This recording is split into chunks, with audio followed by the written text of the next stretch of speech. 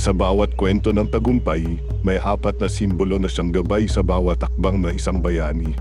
Ang mga simbolong ito ay nagtataglay ng lihim na kapangyarihan. Ngunit ito'y para lamang sa may tapang at pusong handang yakapin ang kanilang kahulugan. Ang unang simbolo, pananalig. Isang kamay na nagdarasal, sumasalamin sa lakas na ibinibigay ng pananampalataya. Ang mga naniniwala sa kanilang kakayahan at sa gabay ng may kapal ay nagtataglay ng kapangyarihang ito.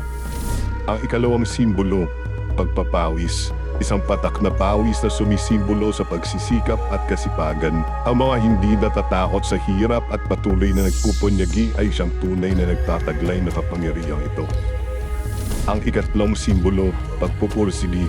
Isang dahon na patuloy na tumutubok, sumasalamin sa kakayahan na magpatuloy sa kabila ng mga pansubok. Ang mga hindi sumusuko kahit gaano pa kahirap ay natatagpuan ang kanilang kapangyarihan dito. Ang ikaapat na simbolo, pagtsatsaga. Isang bato o kamao na matatag, simbolo ng pagtitiis at kahandaan sa bawat hamon. Ang mga may tiyaga ay nakatatagpo ng lakas na hindi matitinag.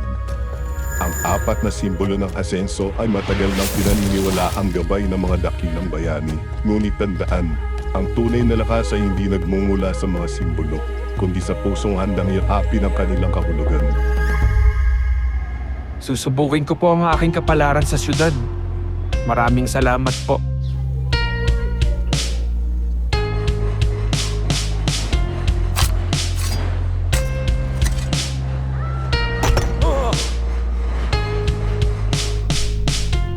Jose, maraming salamat kanina. Eto na sweldo mo, Jose. Kalahati lang sa'yo. Pinaayos ko kasi yung mga tools natin. Pero sir, May problema ba tayo?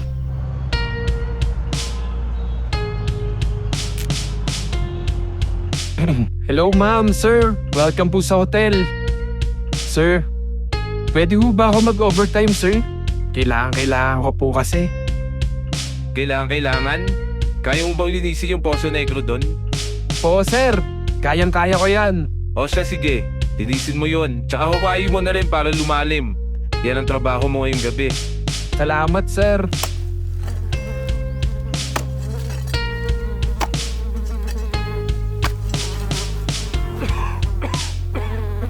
Sir, O Jose, ano yun? kakatapos ko lang po maglinis ng Poso Negro mula kagabi. May mga nakita ko akong mga bakal. O ano meron? Baka po pwedeng kalakalin ko na lang kung hindi yun na kailangan. Akala ko naman kung ano na. Sige, layo mo na dito yung mga yan. At napakabaho. Sige po, salamat po.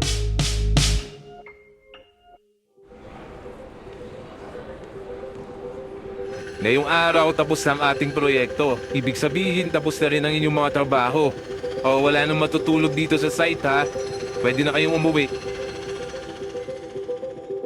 Tandaan nyo, bukas ulit tayo magtatagpo. Huwag dito kalilimutan. Yes sir. Saan kaya ako matutulog nito?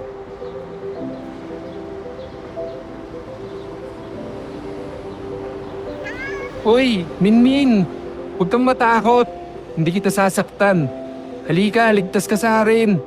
Huwag kang matakot. Luneta? Minming? Luningning!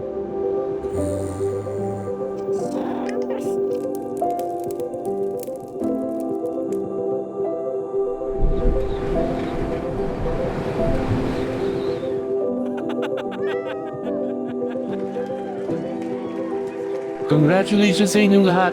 Tatapos nyo ang seminar. Pagbutihin nyo pa lahat na natutunan nyo dito sa inyong mga trabaho.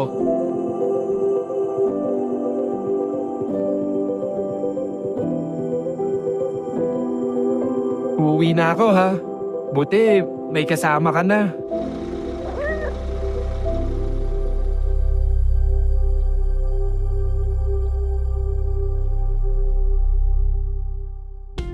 Sino ka upang lumapit sa aking teritoryo?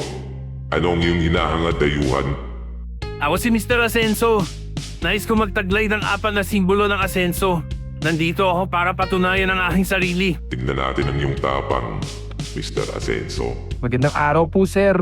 Nais ko po sanang mag-apply ng trabaho sa hotel ninyo. Wala kaming para sa mga tulad mo.